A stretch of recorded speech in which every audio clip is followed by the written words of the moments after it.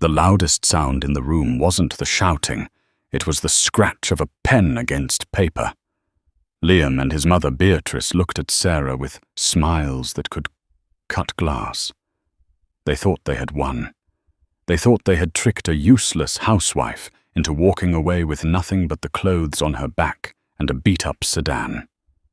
They checked their watches, eager to pop the champagne and welcome the new younger mistress into the family mansion.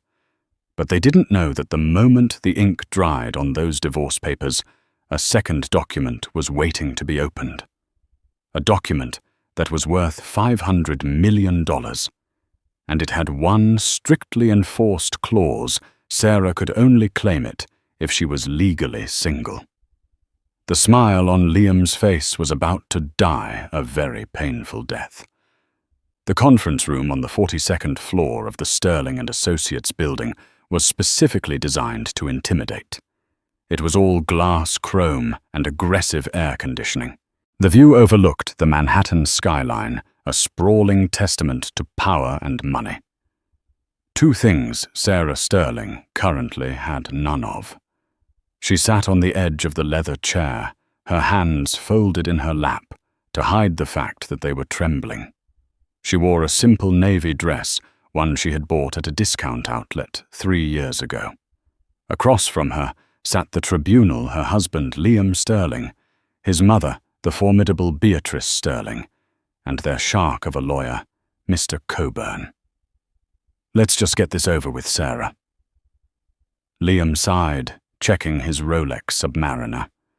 It was a gift Sarah had saved for 2 years to buy him for his 30th birthday. Now he looked at it as if her very presence was wasting its precious ticks. "I have a tea time at the club in an hour. Jessica is waiting." The mention of the name Jessica sent a dull ache through Sarah's chest. Jessica was 23, an Instagram model, and the daughter of one of Liam's business partners. She was everything Sarah wasn't: loud, flashy, and wealthy by birth. "Please, Liam," Sarah whispered, her voice cracking slightly. "Do we have to do this here? Can't we just talk privately?" "There is nothing to talk about," Beatrice interjected. Her voice was like grinding stones. She adjusted her pearls, looking at Sarah with pure disdain. "You've been dragging down my son for 5 years. You provide no connections, no capital, and frankly, you're embarrassing to look at galas. We offered you a settlement. It's more than you deserve." The lawyer, Mr. Coburn, slid a heavy binder across the polished mahogany table. "The terms are final, Mrs. Sterling. You get the 2018 Honda Civic. You get a lump sum of $10,000 to help you get on your feet. And you sign a non-disclosure agreement stating you will never discuss the internal affairs of the Sterling family or their business dealings." $10,000. After 5 years of nursing Liam through his anxiety attacks, managing his schedule, cooking his meals, and enduring Beatrice's daily psychological torture, they were buying her silence for the price of a used car. "And if I don't sign?" Sarah asked, looking up. Her eyes were dry. She had run out of tears weeks ago. Liam laughed, a cruel barking sound. "Then we drag this out in court. My lawyers will bury you in paperwork. You'll be homeless before you see a dime. And I'll make sure no one in this city hires you. Be smart for once in your life, Sarah. Take the crumbs and go." Sarah looked down at the paper. She remembered the day they met. Liam had been charming, then playing the part of the misunderstood heir. He had told her he wanted a simple life. He had lied. He wanted a servant who would applaud him, and when he decided he wanted a trophy instead, Sarah became trash to be taken out. "Fine," Sarah said softly. Beatrice smirked, leaning back in her chair. Finally, she sees reason. Sarah picked up the heavy fountain pen. It felt cold. She looked at the clause, irretrievable breakdown of marriage. No further claims to assets. She didn't hesitate. She signed her name, Sarah Sterling. She pushed the papers back. Liam grabbed them immediately, signing his name with a flourish. He capped the pen and tossed it onto the table, the plastic clattering loudly. "Done," Liam said, a massive grin spreading across his face. He looked at his mother. "Free." "Ideally, we should have done this a year ago," Beatrice sniffed, standing up. "But better late than never. Mr. Coburn, file these immediately. I want the divorce decree stamped by the judge this afternoon." "It's already arranged, Mrs. Sterling," the lawyer said, closing the binder. "As of this moment, for all intents and purposes, the marriage is dissolved. The electronic filing has just gone through." "Excellent."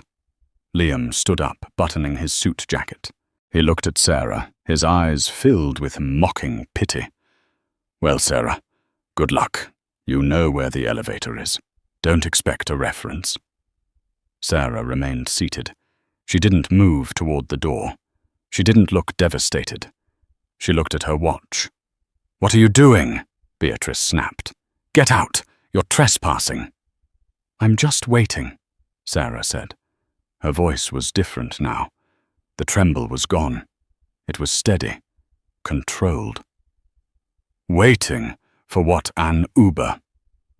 Liam laughed. "I cancelled the credit cards an hour ago." "No," Sarah said, lifting her eyes to meet his. "I'm waiting for Arthur." "Arthur? Who is Arthur?" Liam frowned. The heavy double doors of the conference room swung open. 3 men walked in. They were not wearing the standard grey suits of mid-level corporate lawyers. They were wearing bespoke Italian wool.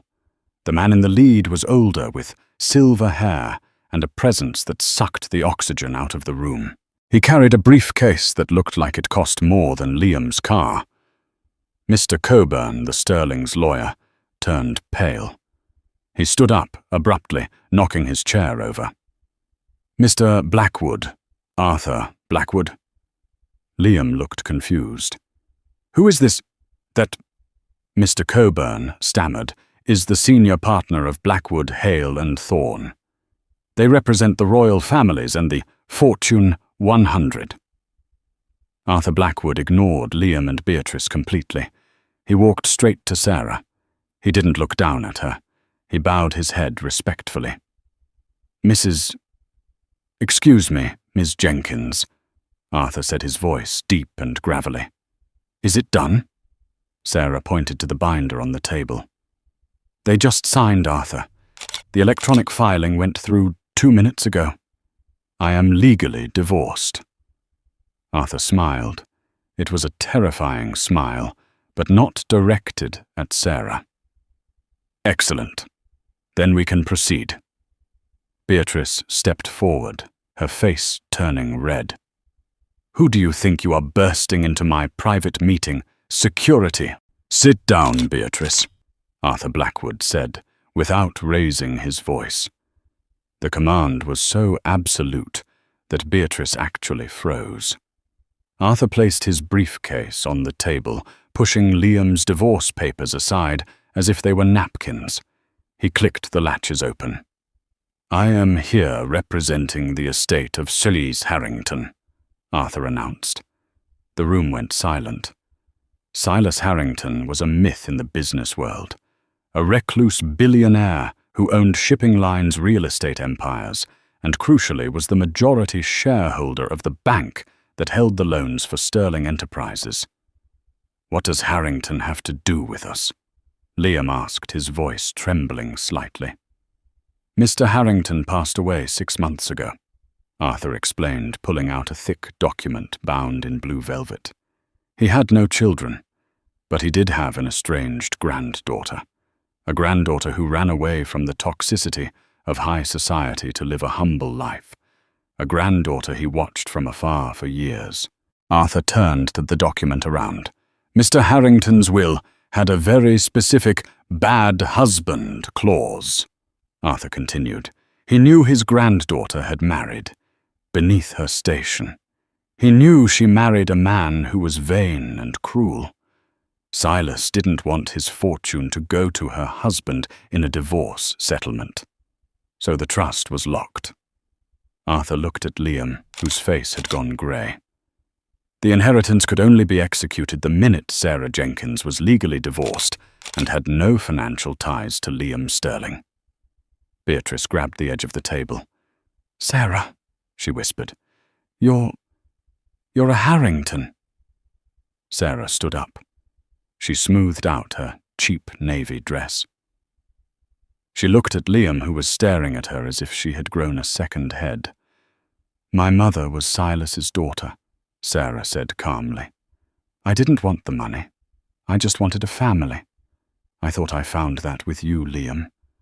I thought you loved me, for me, not a name."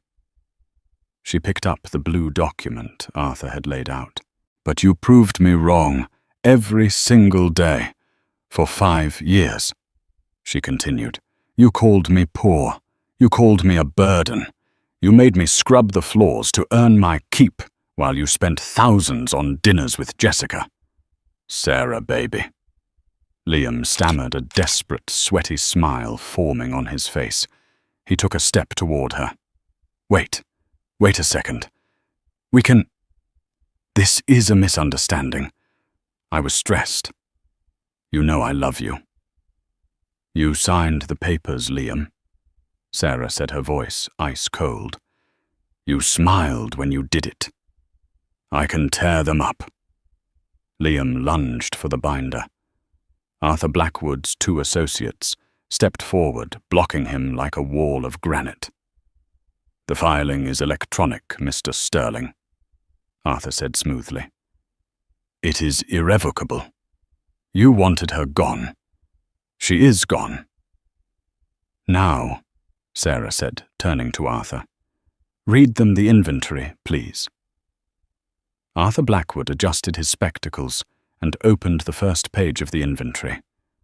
The silence in the room was heavy, suffocating. Beatrice had collapsed back into her chair, fanning herself with her hand. Liam was panting, his eyes darting between Sarah and the document. "The estate of Silas Harrington is valued at approximately $520 million in liquid assets," Arthur began. Liam made a choking sound. "However," Arthur continued, "the real value lies in the portfolio holdings. Sarah Jenkins is now the sole owner of the Harrington Trust. This trust holds the deed to the Harrington Tower in Chicago, the winery in Napa Valley, and a 40% controlling stake in First Merchant Bank." Beatrice let out a high-pitched gasp. "First Merchant, that's our bank." "Correct," Arthur said, looking at Beatrice over his glasses. "I believe Sterling Enterprises currently has a bridge loan of $12 million, with First Merchant alone that is up for renegotiation next week." Sarah walked over to the window, looking out at the city she now effectively owned a significant piece of. "Beatrice, you told me last week that I didn't understand the value of $1, that I should be grateful you let me live in your house." Sarah turned back. "I'm reviewing the loan terms, Beatrice, and based on what I've seen of your company's spending, Fancy Cars Country Club memberships, Jessica's consulting fees, I don't think Sterling Enterprises is a safe investment anymore." "You can't do that," Liam screamed. "That loan keeps the company afloat. If you call that loan, we go under. Business is business, Liam." Sarah quoted his own words from 3 months ago. "Isn't that what you told me when you refused to pay for my cat's surgery? Business is business. Sarah, we can't throw money at dying things." Liam flinched as if he'd been slapped. "But that's not all," Arthur interrupted, turning a page. "There is the matter of the property." "Property?" Liam asked weakly. "The penthouse we are currently standing in," Arthur said, looking around the glass-walled room. "The Sterling building." "We own this building," Beatrice snapped, trying to regain her composure. "My husband built it in 1990. He built it Arthur corrected, on leased land. The ground lease was owned by a shell company, Orion Holdings. Arthur smiled. Orion Holdings was a subsidiary of Silas Harrington's empire. The 99-year lease had a termination clause upon the death of the primary leaseholder or a change in ownership control. Arthur slid a paper toward Beatrice. As the new owner of the land, Sarah has decided not to renew the lease for Sterling and Associates. You have 30 days to vacate the premises. 30 days? Beatrice shrieked. She stood up, her face purple. This is our headquarters. You can't evict us in 30 days. We have servers. We have archives. Actually, Sarah spoke up, walking back to the table. She placed her hands flat on the mahogany. I can give you more time. I'm not a monster, unlike some people. Hope flared in Liam's eyes. Sarah, thank you. I knew you still had a heart. We can work this out. I'll give you 60 days, Sarah said, if you vacate the family mansion in the Hamptons immediately, by tonight. The Hamptons house, Liam cried. But Jessica and I are hosting the summer solstice party there this weekend. Everyone is coming. The invitations are sent. Then I guess you'll have to uninvite them, Sarah said. Or maybe hold it at Jessica's apartment. Does she have room for 200 people in her studio? Sarah, please. Liam fell to his knees. It was a pathetic sight. The man who had strutted into the room like a king was now begging at the feet of the woman he had discarded. You can't do this. I'm your husband. I was your husband. We had good times, didn't we? Remember the trip to Cabo? I remember, Sarah said quietly. I remember you spent the whole week flirting with the poolside waitress while I sat in the room alone. I remember. She looked at Arthur. I think we're done here, Arthur. I have a lot of paperwork to sign. Real paperwork. Arthur nodded and snapped his briefcase shut. Gentlemen, he motioned to his security team, please escort Mr. Sterling and his mother out of Ms. Jenkins' building. They have packing to do. You'll regret this, Beatrice screamed as the security guards stepped forward. You ungrateful little brat. You'll regret this. No one will love you. You're cold. You're just like your grandfather. I hope so, Sarah said, watching them get dragged towards the door. Liam tried to grab Sarah's hand as he was pulled past her. Sarah, I love you. I made a mistake. Sarah didn't flinch. She just watched the elevator doors close on his weeping face. The room fell silent again. Arthur looked at Sarah. Are you okay, Miss Jenkins? Sarah took a deep breath. For the first time in 5 years, the air didn't feel heavy. It felt crisp. It felt like freedom. I'm fine, Arthur, she said. But we have work to do. Liam mentioned a party this weekend. Yes, the summer solstice gala. It's the social event of the season. Sarah walked to the window, looking down at the ants scurrying on the street below. A slow smile spread across her face, not a polite smile, but a smile of a woman who held all the cards. I think I'll attend, Sarah said. And I think I need a new dress, something red. And Arthur, yes, ma'am. Find out everything you can about Jessica. If she likes my husband so much, let's see how much she likes his debts. The drive to Jessica's apartment was the longest of Liam Sterling's life. His hands were gripping the steering wheel of his Porsche so tightly his knuckles were white. He knew in the back of his mind that this car was technically leased through the company, a company he was about to be evicted from. But he pushed that thought down. He had to fix this. He could always fix things. He was a Sterling. He pulled up to the curb of the luxury high-rise in Tribeca. Jessica lived in a studio apartment that Liam paid for under the guise of consulting expenses. He took the elevator up, rehearsing his speech. He wouldn't tell her the whole truth. He would tell her it was a temporary setback, a liquidity issue. Jessica loved him. She would understand. He unlocked the door and walked in. Jessica was lounging on the beige sectional sofa, surrounded by piles of clothes. She was holding up a sequined bikini, frowning at it. She was beautiful, undeniable, with blonde hair that cost $500 a month to maintain, and eyes that always seemed to be assessing the value of things around her. "Babe, finally," Jessica said without looking up. "I need your credit card. The florist for the Hamptons party says the deposit bounced. Probably just a glitch, but it's annoying. And I need to book the caterers for the after-party." Liam loosened his tie, feeling like the room was shrinking. "Jess, we need to talk." Jessica dropped the bikini. She sensed the shift in the air immediately. She sat up, her eyes narrowing. "Why do you look like you're about to throw up?" Did the old hag refuse to sign? "No, she signed," Liam said, walking over to the minibar to pour himself a drink. His hands were shaking. "Sarah signed. The divorce is final. So we're celebrating." Jessica clapped her hands.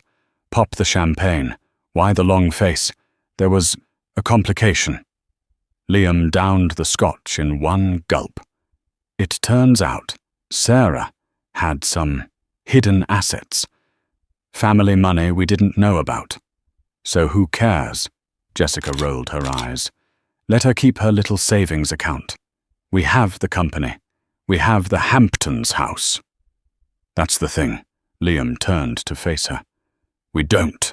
Not anymore." He explained it. He tried to soften the blow, leaving out the part where he begged on his knees, but he had to explain the eviction. He had to explain that the Hamptons house was currently being locked down by private security, hired by his ex-wife. He had to explain that the company accounts were frozen pending a loan audit. Jessica listened in silence. Her face didn't show sadness or empathy. It went blank. It was the face of a trader watching a stock crash. "So," Jessica said slowly, standing up, "let me get this straight. You don't have the house this weekend." "No," Liam said, "but we can go to my mother's place in Connecticut. It's rustic. "I don't do rustic, Liam," she snapped. "And the company, you said you were the CEO. You said you owned it." "I do." "But the building, the loan," Liam stammered. "Look, it's temporary. I just need you to be there for me. Sarah is trying to ruin us, but if we stick together, we can fight this. I love you, Jess. Isn't that what matters?" Jessica looked at him. She looked at his suit, which suddenly seemed a little less expensive to her. She looked at the watch on his wrist. "You have 24 hours to fix this," Jessica said coldly. "What?" "The summer solstice party," Jessica said, picking up her phone. "I have invited influencers, Liam. I have invited people from Vogue. If I show up in Connecticut at some dusty cottage instead of the Hamptons estate, I will be a laughing stock. Fix it. Get the house back, or don't bother coming back here tonight." "Jess, you can't be serious. I just lost $50 million in assets. And I'm about to lose 5,000 followers if I don't post content from a mansion this weekend," she screamed, throwing a cushion at him. "Get out! Go fix it." Liam fled the apartment. He sat in his Porsche, hyperventilating. His mother Beatrice was blowing up his phone. He answered it. "Liam, my cards," Beatrice shrieked. "I'm at lunch with the ladies' auxiliary.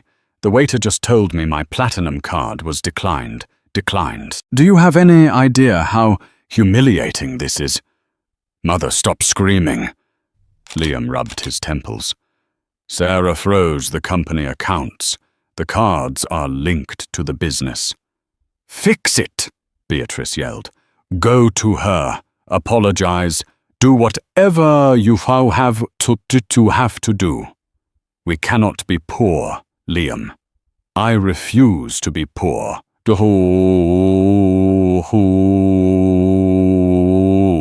Meanwhile, across the city, Sarah Jenkins was experiencing a very different kind of afternoon. She was sitting in the back of a blacked-out Rolls-Royce Phantom, driven by one of Arthur Blackwood's staff. Beside her sat Arthur, reviewing a tablet. "We've secured the perimeter of the Hamptons estate," Arthur reported. "The locks have been changed. The staff has been retained. They were quite happy to switch allegiances once we offered them a 20% raise and full benefits. Apparently your mother-in-law was not a generous employer." "She docked their pay if they broke a glass," Sarah said, staring out the window.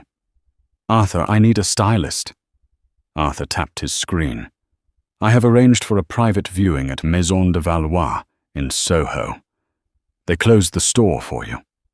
"But Sarah, are you sure you want to do this? The gala is in 2 days. You could just cancel it. Retreat to privacy." Sarah turned to him.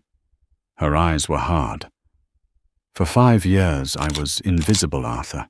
I wore what they told me to wear. I spoke when they told me to speak. Liam and Beatrice thrived on their public image. They care more about what strangers think of them than they care about their own family. If I cancel the party, they win. They'll spin a story that I'm crazy that I stole the money." "No." She sat up straighter. "I'm not cancelling the party. I'm hosting it. And I'm going to introduce them to the real Sarah." The car pulled up to the boutique. The manager was waiting outside, bowing low as Sarah stepped out. Inside, racks of gowns worth more than most people's annual salaries were displayed. Sarah walked past the pastels and the florals, the things Beatrice used to force her to wear to look demure. "I want red," Sarah said. The stylist nodded and brought out a gown. It was a deep blood-red silk, structured and architectural. It had a slit up the leg and a neckline that was daring powerful. It was a dress for a woman who commanded rooms, not one who served drinks in them. Sarah put it on. She looked in the mirror. The woman staring back wasn't the tired housewife who cried in the bathroom while Liam texted his mistress. This woman was dangerous. "I'll take it," Sarah said. "And I need shoes. Sharp ones." As she was paying using a black titanium card linked to the Harrington Trust, her phone buzzed. It was a text from Liam. "Sarah, please. We need to talk. Jessica is being difficult. Mom is sick. Can we just meet for coffee? I miss you." Sarah stared at the message. Jessica is being difficult. Even now he was throwing his mistress under the bus to save his own skin. She typed a reply. "The summer solstice gala is still on. If you want to talk, come to the party. I'll see you there." She hit send. "Arthur," Sarah said, walking out of the store. "Make sure Liam and Jessica are on the guest list, but mark them as special attention." Arthur smiled a rare expression that reached his eyes. "With pleasure, Miss Jenkins." The Hamptons estate was glowing. Lanterns lined the long driveway, and the sound of a live jazz orchestra floated over the manicured hedges. It was the event of the summer. Every CEO socialite and power player in New York was there. But there was a buzz in the air that had nothing to do with the champagne. The rumors had started circulating that morning. Whispers about a hostile takeover. Whispers about a divorce settlement that had gone nuclear. At the front gate, security was tight. A silver Mercedes convertible screeched to a halt. Liam Sterling stepped out, wearing a white tuxedo that looked slightly wrinkled. Beatrice was in the passenger seat, looking pale and nervous. In the back sat Jessica, scrolling frantically on her phone, wearing a dress that was perhaps a bit too loud for the occasion. "Name?" the bouncer asked. He was a mountain of a man, holding a clipboard. "Liam Sterling," Liam said, puffing out his chest. "I'm the host. This is my house." The bouncer looked down at the list. He didn't smile. "I have you on the guest list, Mr. Sterling. But this is not your house. Not anymore." "Just let us in," Jessica snapped, stepping out of the car. "Do you know who I am?" The bouncer ignored her and pressed a button to open the heavy iron gates. "You may enter. Valet parking is full. You'll have to self-park in the overflow lot down the road." "Self-park?" Beatrice gasped. "I'm wearing vintage Dior." "Move the car, sir," the bouncer said. Humiliated Liam drove the car to the muddy field designated for overflow, parked, and the three of them trudged back up the driveway. Jessica was complaining about her heels sinking into the grass every step of the way. When they finally reached the terrace, the party was in full swing. But it was different. The cheap decorations Beatrice had ordered had been replaced by elegant modern art installations. The catering wasn't the usual dry chicken. It was a sushi bar flown in from Tokyo and a steak station manned by a celebrity chef. "Who paid for all this?" Liam whispered, looking around. "She's spending my money," Beatrice hissed. "That inheritance should have been community property. We need to sue her." Suddenly the music stopped. The lights on the terrace dimmed, and a spotlight hit the top of the grand staircase. Sarah stepped out. A collective gasp went through the crowd of 300 guests. She was wearing the red dress. Her hair, usually pulled back in a messy bun, was cascading in loose, glossy waves. She wore diamonds around her neck. Real diamonds, Harrington heirlooms that glittered like ice. She didn't look like the Sarah they knew. She looked like a queen. She descended the stairs slowly, every eye on her. She took the microphone from the band leader. "Good evening, everyone," Sarah said. Her voice was clear, amplified across the silent lawn. "Thank you for coming to the annual Solstice Gala. I know there have been some changes to the invitation." She scanned the crowd until her eyes locked on Liam, Beatrice, and Jessica, who were huddled near the shrimp cocktail tower. "For years," Sarah continued, "I stood in the background of this party. I made sure the glasses were full. I made sure the napkins were folded. I was told that was my place. I was told I was lucky to be here." She walked forward, the spotlight following her. "But recently I learned something valuable. I learned that loyalty has a price. And I learned that some people—" She paused, looking directly at Liam. "Think that kindness is a weakness." Liam felt the eyes of the room turn to him. He tried to smile, to wave as if this was all a joke they were sharing. "Liam," Sarah said, her voice dropping an octave, but still booming over the speakers. "Why don't you come up here?" Liam froze. This was his chance. She was calling him up. Maybe she wanted to reconcile publicly. Yes, that was it. She was dramatic, but she loved him. He straightened his bow tie and jogged up the stairs, leaving Jessica and Beatrice behind. He reached Sarah and tried to put his arm around her waist. Sarah stepped back smoothly, leaving his arm hanging in the air. "Liam," she said into the mic, "I invited you here tonight because I wanted to return something to you." "Sarah, baby, we can talk about this inside." Liam whispered, his smile straining. "No," Sarah said. "We do this here."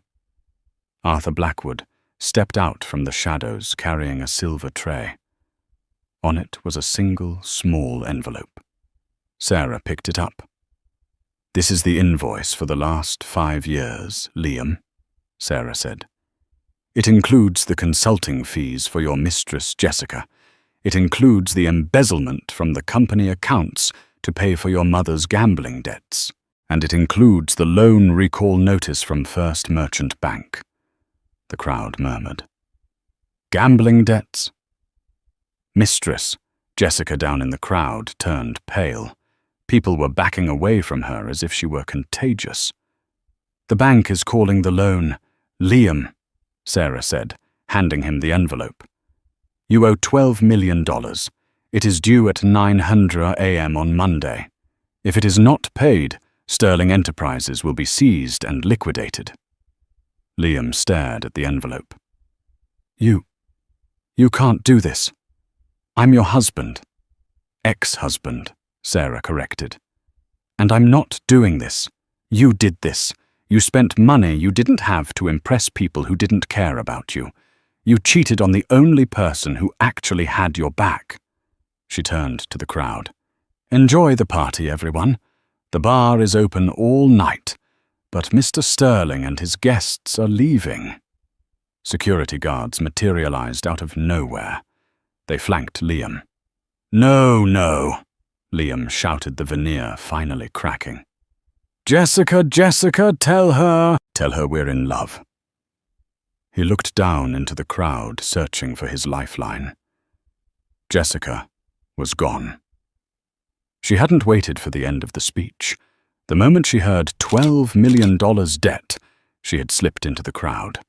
She was currently near the VIP section, laughing loudly at a joke made by a 60-year-old hedge fund manager named Robert, her hand resting suggestively on his arm. She didn't even look back as Liam was dragged away.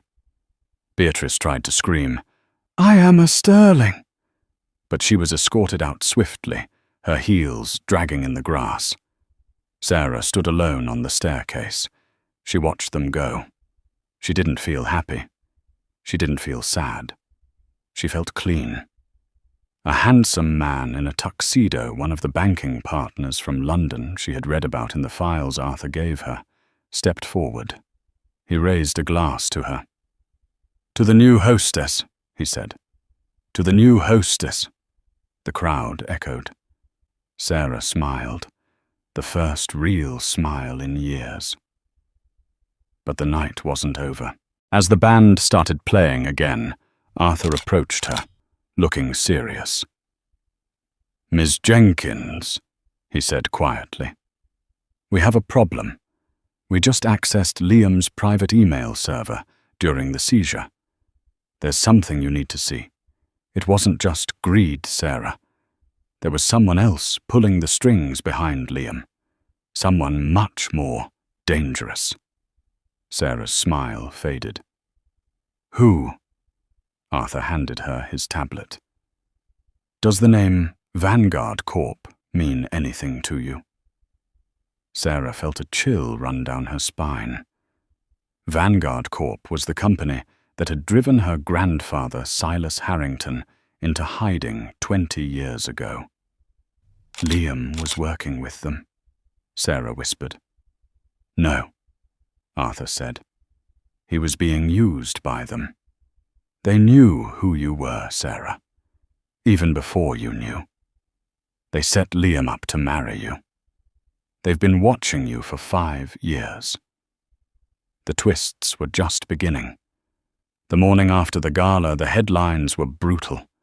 Sterling silver turns to rust, the fall of a dynasty. The Harrington heiress emerges. Who is the mystery woman in red? But inside the library of the Harrington estate, a fortress of stone and oak hidden in the hills of upstate New York. Sarah wasn't reading the papers.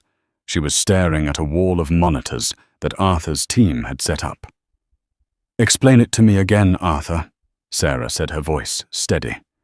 She had traded the red gown for a sharp black business suit. She looked less like a debutante and more like a CEO preparing for war. Arthur pointed to a timeline on the screen. "Your grandfather Silas didn't just make enemies in business. He made enemies in ideology. He believed in ethical banking funding innovation, not exploitation. Vanguard Corp is the opposite. They are a conglomerate that thrives on stripping assets and destroying competition. 20 years ago, they tried to buy Silas out. He refused. They tried to blackmail him. He went into seclusion. "And Liam?" Sarah asked. "Look at this." Arthur tapped a key. A series of bank transfers appeared. "These are payments made to a shell company registered in the Cayman Islands. The beneficiary, Beatrice Serling." Sarah's eyes widened. Beatrice was being paid $50,000 a month, Arthur confirmed. The payments started 5 years ago, exactly 1 month before you met Liam.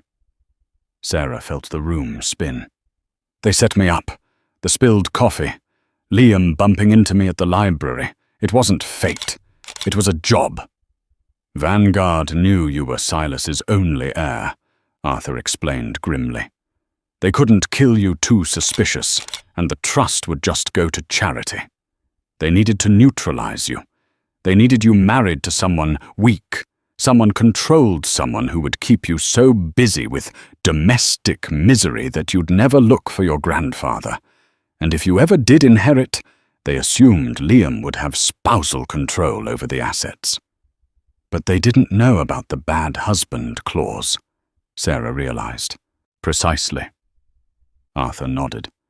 "Silas was paranoid. He suspected someone might try to entrap you. That clause was his fail-safe. By divorcing you to marry Jessica, Liam accidentally broke the cage Vanguard had built around you." Sarah walked to the window. The betrayal was no longer just about a cheating husband. It was systemic. Her entire adult life had been a curated lie designed to keep her small. "Where is he?" Sarah asked. "Liam." Arthur checked his tablet. "He spent the night in his car. His mother is staying with a distant cousin in Queens. Liam is currently at a diner on Route 9 trying to sell his watch." "Get the car," Sarah said. "I need to have a conversation with my ex-husband." The diner was greasy, smelling of burnt bacon and stale coffee. Liam sat in a booth in the back, looking like a ghost of the man he was 24 hours ago. His tuxedo shirt was unbuttoned, stained with wine. He was arguing with a pawnbroker on the phone. "It's a submariner. It's worth 15 grand. "What do you mean? 5, Liam shouted, then slammed the phone down. He looked up and saw Sarah standing there. For a second, his old arrogance flickered. "Come to gloat? Or did you realize you made a mistake?" Sarah slid into the booth opposite him. She didn't order anything. She placed a single photo on the table. It was a surveillance shot Arthur had found. It showed Beatrice handing a thick envelope to a man in a grey trench coat. "Who is he, Liam?" Sarah asked. Liam looked at the photo. His face went pale. I don't know. Don't lie to me," Sarah said, her voice low and dangerous. "I own the bank that holds your debt. I own the building your mother just got kicked out of. I can make your life very hard, or I can make it bearable." "Who is the man?" Liam swallowed hard. He looked around the diner, terrified. "His name is Victor Draven. He works for Vanguard." "And what was the deal?" Mom told me that if I married you, she'd get an investment for the company." Liam whispered, tears forming in his eyes. "She said you were a nobody, a orphan with no connections. She said it would be easy. Just keep you happy enough to stay, but miserable enough not to ask questions. And Jessica was a bonus," Liam admitted, looking down. "Victor introduced her to me. He said I deserved better. He encouraged the affair. He said if I divorced you, I'd be free." Sarah sat back. It was masterfully cruel. Vanguard had orchestrated the marriage to contain her, and then orchestrated the divorce to destroy her, thinking they could swoop in and buy the assets from a destitute divorcee. They just hadn't counted on the inheritance triggering after the divorce. "You were a puppet, Liam," Sarah said with pity. "A puppet for your mother, and a puppet for a corporation." "Sarah, please." Liam reached across the table. "I'm in trouble. Victor, he called me this morning. He said I failed. He said I owe him." "You do owe him," Sarah said, standing up. "But that's not my problem." "Help me," Liam begged. "I have nothing." Sarah paused. She looked at the man she had wasted 5 years on. "I'll give you one thing, Liam," she said. "I'll buy your watch for $500. That should get you a bus ticket out of town. I suggest you take it. Victor Draven doesn't seem like the forgiving type." She dropped $500 bills on the table and walked out, leaving Liam staring at the money, the realization of his wasted life crashing down on him. The headquarters of First Merchant Bank was a skyscraper that pierced the clouds. Sarah sat at the head of the boardroom table. She had been the owner for 48 hours, and already the wolves were circling. The room was filled with 12 board members, older men in grey suits who looked at her with a mix of curiosity and skepticism. "Miss Jenkins, excuse me, Miss Harrington," said the chairman, a man named Mr. Finch. "While we respect your grandfather's legacy, the situation is volatile. Vanguard Corp has announced a hostile takeover bid this morning. They are offering 30% above market value for our shares. The shareholders are tempted." "Vanguard is a cancer," Sarah said, reading from the files Arthur had prepared. "If they buy this bank, they will liquidate the small business loan division and raid the pension fund. That's their playbook."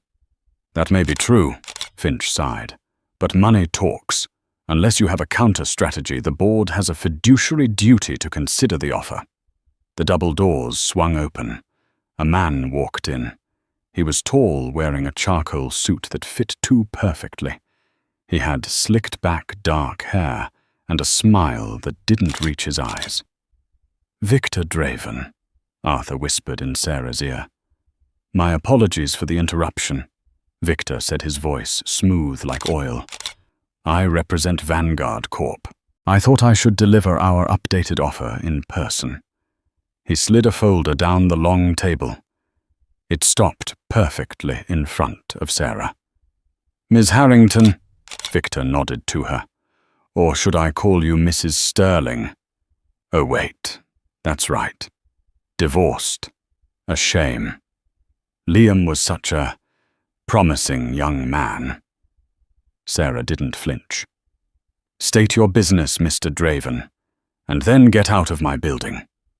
"Feisty." Victor chuckled. "I like that. Your grandfather was stubborn, too. It's what got him destroyed." He turned to the board. "Gentlemen, Vanguard is increasing its offer. We are prepared to buy out every share at 50% premium. But only if the deal is signed today. If not, we will release certain information regarding the bank's solvency." "What information?" Finch asked nervously. "We know about the bad loans in the South American sector," Victor lied smoothly. "We know this bank is bleeding. Sell to us and we save you. Refuse, and we leak the data the stock tanks and you all lose your pensions." The board members began to panic. They whispered frantically to each other. "We should sell," one said. "He's right. The South American risk is too high," said another. Victor smirked at Sarah. "It's over, little girl. You had a nice weekend playing queen. But now the adults are talking. Sign the bank over.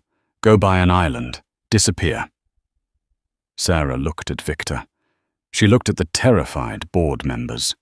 She felt a familiar feeling, the feeling of being underestimated. Beatrice had done it. Liam had done it. Now Victor was doing it. She stood up. "Arthur," she said, "pull up the screen." The projector hummed to life. "You mentioned the South American sector, Mr. Draven," Sarah said, walking toward him. "It's funny you should mention that, because I spent last night reviewing the files." A spreadsheet appeared on the screen. "There are no bad loans in South America," Sarah announced. "Those loans were actually covert investments made by Vanguard Corp laundered through this bank, without my grandfather's permission, using a mole in the accounting department." Victor's smile faltered for a fraction of a second. "That's absurd," he scoffed. "Is it?" Sarah pressed a button. A photo appeared. It was Mr. Finch, the board chairman, shaking hands with Victor Draven on a golf course. "Mr. Finch has been falsifying the reports to lower the stock price," Sarah declared, turning to the chairman who was now sweating profusely. "He wanted to drive the price down so Vanguard could buy it cheap. It's called market manipulation, and it is a federal crime." The room erupted. "This is slander," Finch shouted, standing up.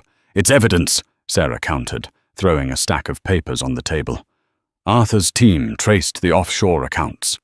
Finch, you took a bribe of $2 million last week." She turned back to Victor. "Your hostile takeover is dead, Victor. Because I am implementing the poison pill protocol my grandfather wrote into the corporate bylaws." "The what?" Victor narrowed his eyes. "If the bank is threatened by an unethical acquisition," Sarah recited, "the trust automatically donates 51% of the voting shares to a non-profit foundation dedicated to, let's see, the prevention of corporate greed. Which means effectively I can't sell to you even if I wanted to, and neither can the board." Silence descended on the room. Victor's face turned a shade of red that clashed with his tie. He realized he had been outplayed, not by a lawyer but by the housewife he had dismissed. "You have no idea what you've started," Victor hissed, stepping closer to her. "Vanguard is not just a company. It's a machine. We will bury you. We will dig up every secret, every mistake, every skeleton." "I have no secrets left, Victor," Sarah said, meeting his gaze. "You and Liam and Beatrice took everything from me. I have nothing to lose, which makes me the most dangerous person in this room." She pointed to the door. "Security is waiting. I suggest you leave before I have you arrested for trespassing and corporate espionage." Victor straightened his jacket. He looked at her with pure hatred. "This isn't a victory, Sarah. It's a declaration of war." He turned and stormed out. "Mr. Finch," Sarah said, not even looking at the trembling chairman. "You're fired, and expect a call from the SEC." As the boardroom dissolved into chaos, Arthur walked up to Sarah. He looked impressed. "That was unexpected," Arthur said. "The poison pill, I didn't know Silas had that." "He didn't?" Sarah whispered, her knees finally shaking a little. "I bluffed. But now I have about 24 hours to make it legal before they figure it out." Arthur laughed. "You are definitely a Harrington." "We won the battle, Arthur," Sarah said, looking out at the skyline. "But Victor is right. The war is just starting. He's going to come for me personally now." "We need allies," Arthur said. "Vanguard is too big to fight alone." "I know," Sarah said. She pulled a business card out of her pocket.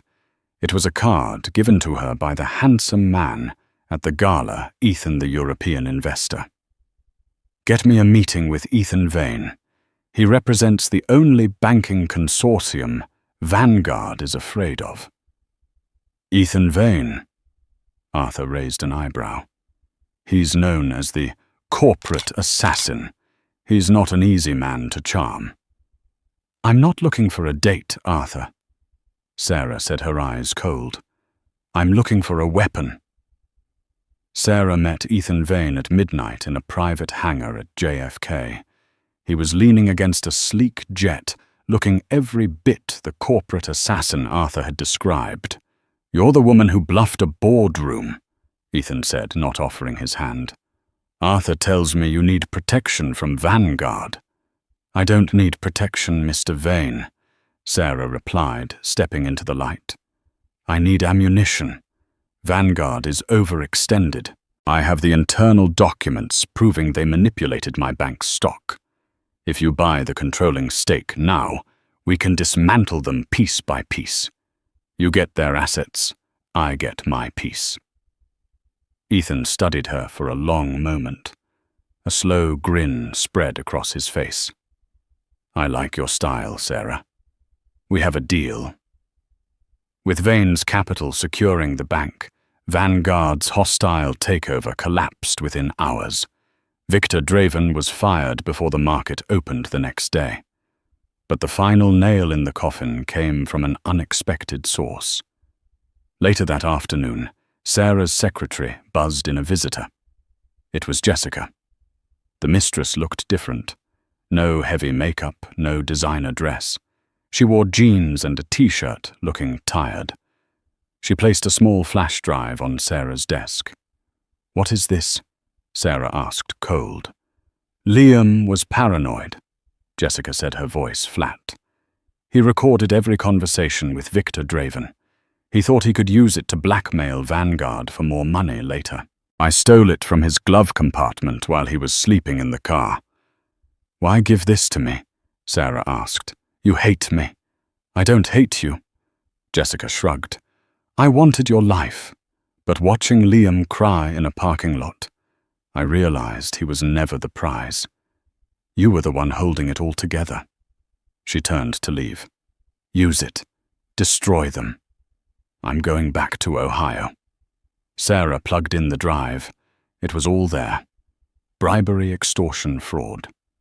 2 days later, Victor Draven was indicted by the FBI. Beatrice Sterling was forced to declare bankruptcy. And Liam Sarah saw him one last time. She was leaving a charity dinner, stepping into her limousine. Liam was there wearing a red vest, opening the door for guests. He was working as a valet. He froze when he saw her. He looked at the diamonds around her neck, then at his own name tag. "Sarah," he whispered. Sarah didn't speak. She just tipped him a $10 bill, the exact price of the movie ticket for their first date, and signaled her driver to drive away. She didn't look back. She had an empire to run. And that is how Sarah went from a discarded wife signing divorce papers to one of the most powerful women in the city. Liam and his mother thought they were throwing away trash, but they were actually throwing away a winning lottery ticket. They learned the hard way that you should never mistreat someone just because you think they have no power, because power can shift in the blink of an eye. Sarah didn't just get revenge, she got justice. What would you have done if you were Sarah? Would you have helped Liam when he was begging in the diner, or did he get exactly what he deserved? Let me know in the comments below. If you enjoyed this story of karma and sweet revenge, please smash that like button. It really helps the channel. And don't forget to subscribe and hit the bell icon so you never miss a story. We have a crazy one coming up next week about a boss who fired his janitor, only to realize the janitor owned the building. Thanks for watching.